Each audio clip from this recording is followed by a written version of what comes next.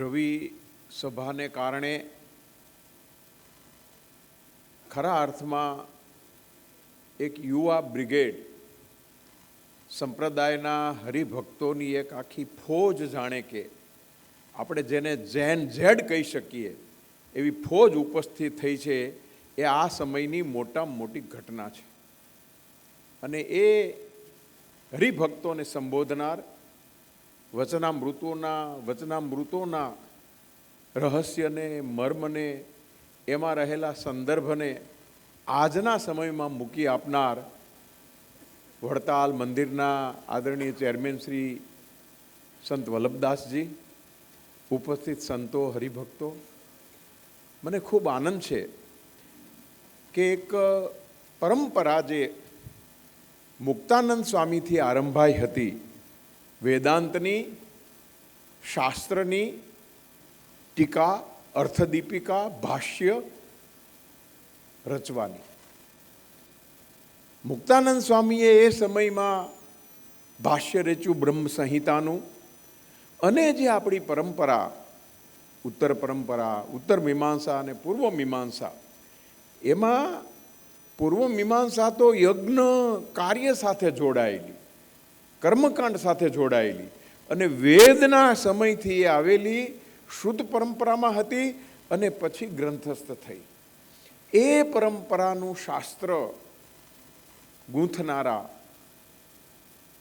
ઉત્તર મીમાંસાના અને પૂર્વ મીમાંસાના બે મહાન ઋષિ કુળ, એક વ્યાસજી અને એક જૈમિની, એને આધારે થયેલો આ ગ્રંથ અર્થ સંદર્ભ એ એટલા માટે મહત્વનો છે કે યજ્ઞની વેદી, યજ્ઞના ક્રિયાકાંડો, યજ્ઞની પદ્ધતિ એ શા માટે છે એમ નહીં, એનું કારણ શું છે અને એનો અર્થ શું છે, એનો આખો સંદર્ભ સમજાવતો શાસ્ત્ર આજે દુર્લભ છે.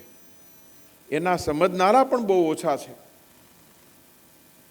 સ્વામિનારાયણ સંપ્રદાય એક એવો સંપ્રદાય છે કે વધુ ને વધુ યજ્ઞ સહજાનંદ સ્વામી, ભગવાન સ્વામિનારાયણના સમયથી કોઈ સંપ્રદાયમાં વધુ ને વધુ સાત્વિક રીતે, શુદ્ધ રીતે અને ખરા અર્થમાં પરંપરાના પ્રતિક રૂપે યજ્ઞો વધુ ને વધુ કોઈ સંપ્રદાય યોજ્યા હોય તો સ્વામિનારાયણ સંપ્રદાય યોજ્યા છે. વધુ ને વધુ યજ્ઞો, આટલા યજ્ઞો, આટલી વિશિષ્ટતાના, આટલા પ્રકારના યજ્ઞ શાસ્ત્રીય રીતે, નિયમબદ્ધ રીતે, વૈદિક પરંપરા મુજબ થઈ રહ્યા છે. અને એના સંદર્ભમાં આ ગ્રંથ આવે છે સંપ્રદાય પાસેથી. એટલે બહુ સાચી રીતે કીધું કે વડતાલ વલ્લભી થઈ રહ્યું છે. વલ્લભી હતું જ પહેલેથી, પણ એ જીવંત રહ્યું. અહીંયા કેટલા શાસ્ત્રો રચાયા. શિક્ષાપત્રીનું ભાષ્ય, શિક્ષાપત્રીની અર્થદીપિકા, ભાષ્યની ટીકા, સંસ્કૃત ગ્રંથોની રચના જયેન્દ્રસિંહ આખા ગુજરાતમાં જેટલા છે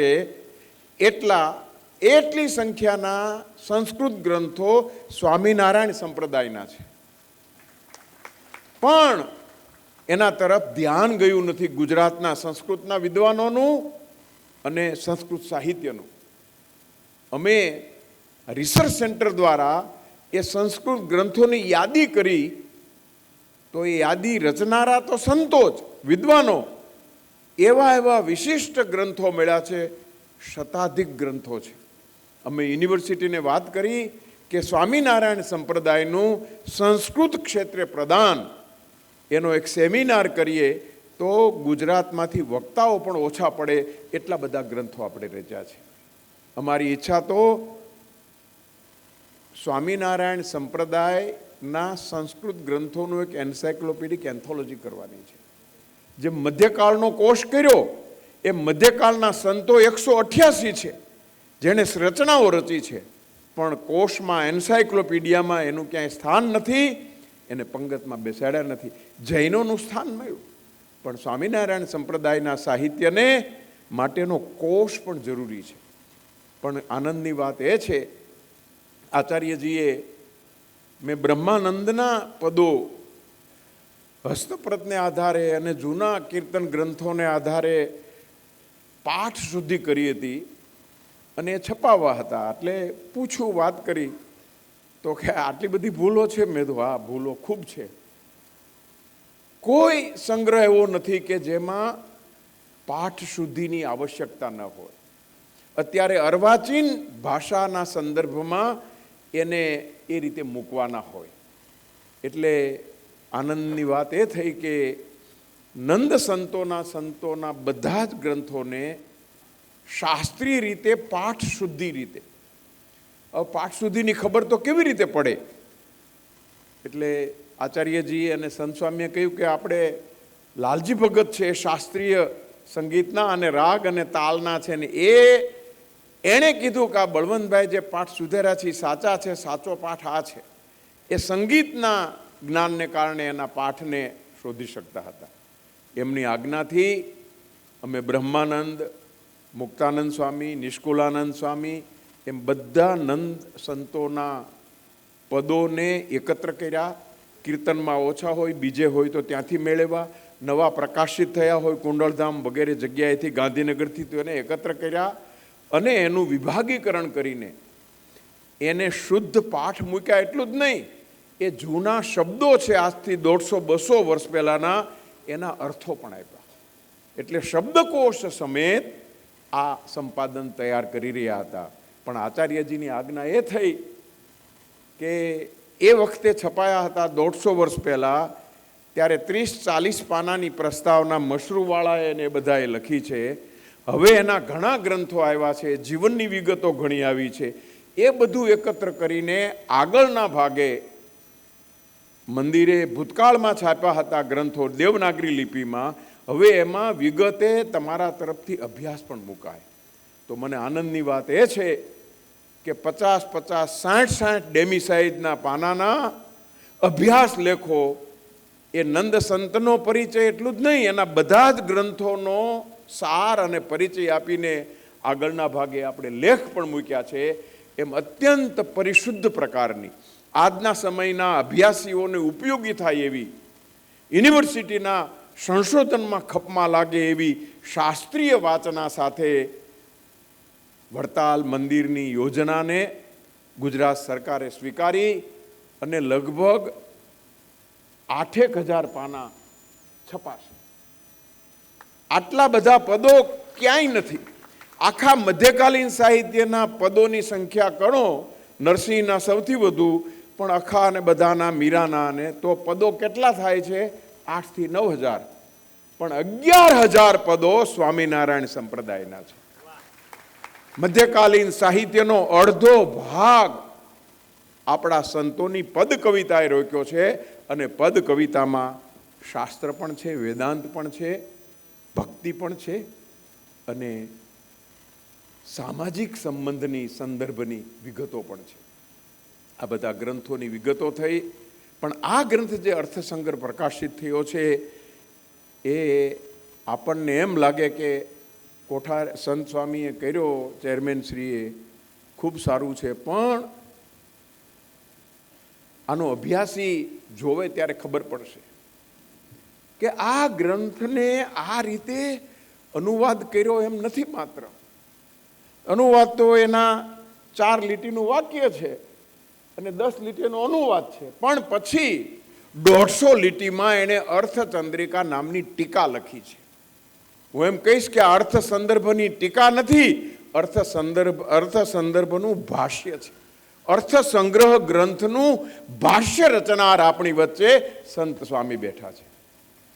અને ભાષ્યમાં પણ વેદના, ઉપનિષદના, બાદરાયણના બધા જ ઋષિઓના અર્થોને એની સાથે સાંકળીને એ અર્થ સંગ્રહમાં એને સામેલ કરે છે. એટલે અનુવાદ નહીં, પણ જયેન્દ્રસિંહ અનુસર્જન આમણે કર્યું છે અને એ સાથે જ મૂક્યું. આમ તો એકચ્યુઅલી આ ગ્રંથ છાપે ને પછી એની ટીકા છાપે. આપણે જેમ શિક્ષાપત્રી ગ્રંથ, પછી એની અર્થદીપિકા, પછી એનું ભાષ્ય, પછી ભાષ્યની ટીકા, એમ થાય. પણ સ્વામીજી બહુ સરળ છે, એણે ક્યાંય કીધું નથી.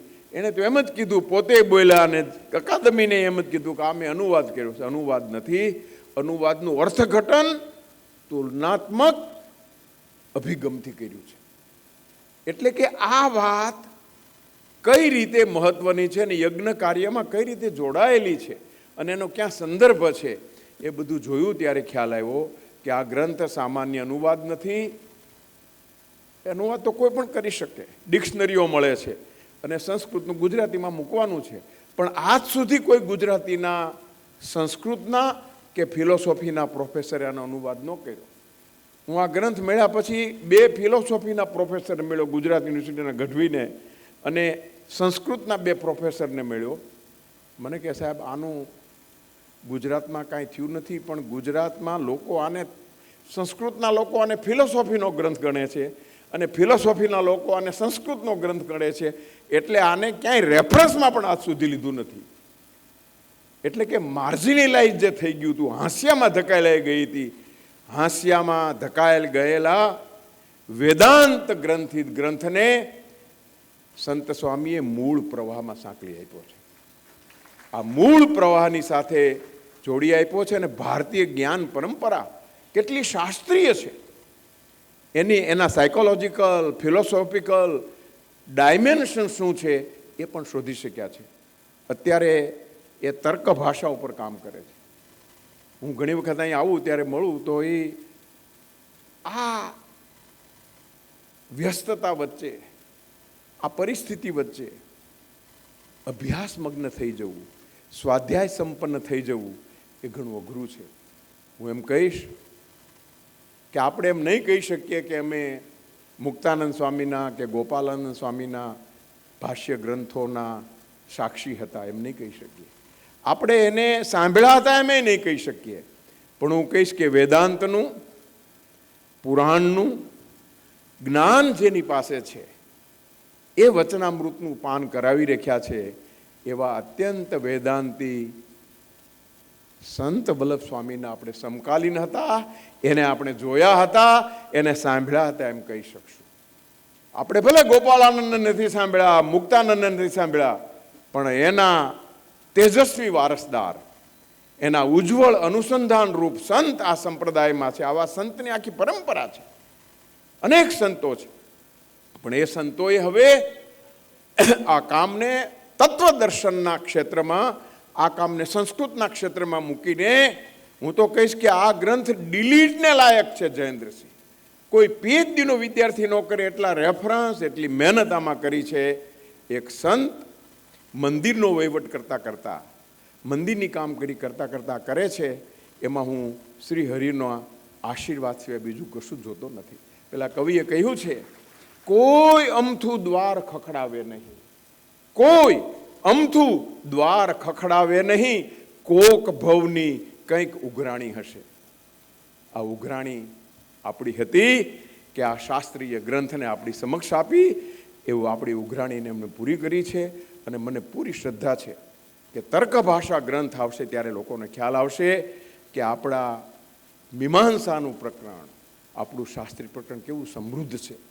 તો આવી સમજ ધરાવનારા, આવા નિષ્કલંક, નિસ્સંદેહ, નિષ્પાપ અને નિસ્પૃહી રીતે સતત કામ કરે છે એવા સંતના સંગતમાં, સત્સંગમાં આવવાનું બને છે. અને આનંદ સંતોના કામને કારણે મહિનામાં જે 2-4 દિવસ સત્સંગનો લાભ મળે છે એની ખૂબ પ્રસન્નતા છે. મને તો આનંદ છે કે મારું બાળપણ તો પૂજારી સ્વામિનારાયણ મંદિરનાથી શરૂ થયેલું, પણ મારી ઉત્તર અવસ્થા એના સ્વાધ્યાયમાં સંમિલિત થઈ છે.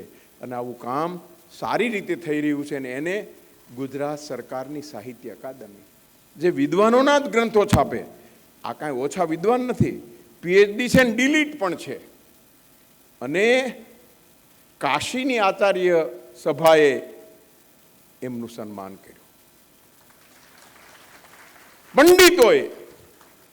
અને સન્માન વખતે જે શબ્દ વાપર્યા, અને એણે સન્માન માટે શબ્દ વાપર્યા એટલું જ નહીં, એણે ત્યાં સુધી કહ્યું કાશીના પંડિતોએ કે સારસ્વતા અલંકરણ અમે આપીએ છીએ, આ પહેલા 2 જ પંડિતોને આપ્યા છે, હવે આમને આપીએ છીએ.